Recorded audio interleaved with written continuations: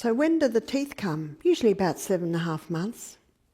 So if you're giving a baby food at 6 months, there's no teeth. And the baby cannot sit until they're usually about 7 months. And to digest food properly, we need to be upright. And to be able to break down the food, we need to have teeth. So 3 things must be present for a baby to have food. Number 1, they can sit. Number 2, they can feed themselves. Number 3, they've got teeth. Now, I first heard the link between teeth and digestion when my first baby was only 6 weeks old. I became friendly with a male nurse. He was about 35, I'm 23, and he was in charge of the malabsorption syndrome ward at Camperdown Children's Hospital. He said, this ward is full of babies who've been fed starch too early.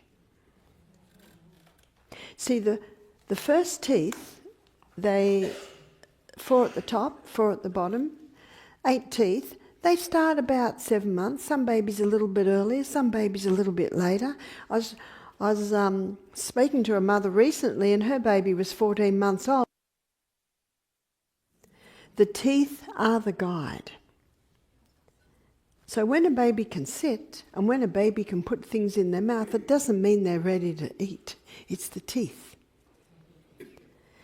So the next teeth that come are the molars. And when the molars come, they're the grinders. And what do we grind? Grain. And when the grinders are through, then the enzyme called ptyalin. Ptyalin is the salivary amylase. And ptyalin is the enzyme as a salivary amylase that breaks down starch. So levels of ptyalin in the mouth are minimal until the molars are through. And what are mothers told at 6 months of age? They're told to give their babies rice cereal. What's rice cereal? Pure starch. But the baby has no ability to break that starch down. And the mothers are told, if you start giving your baby rice cereal of an evening from 6 months, the baby will sleep through the night. You've heard that? The poor baby's knocked out. There's this big lump in their stomach that they can't digest. And what starts to happen too is allergies can arise. And the 2 most common allergies would be eczema, asthma, bronchial problems. When a baby can sit, when a baby can put things in their mouth, maybe they've just got a few teeth, that's taste time.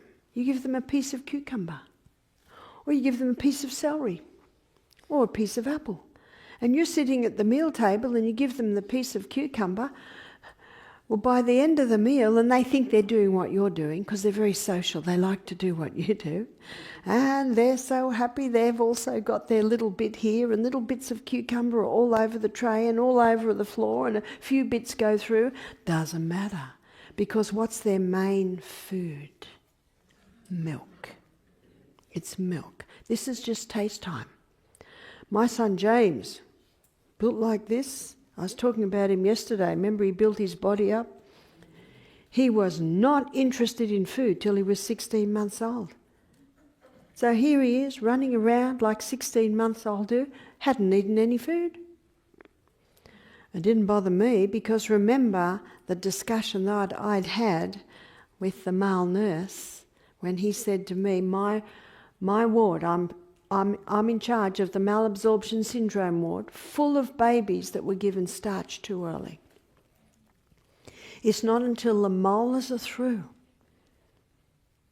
that the salivary amylase ptyalin is released, and then to break down starch. So I didn't give any of my babies any starch. So what's starch? That's bread, biscuits, cookies, cereals, pastas. They shouldn't have any until the molars are through.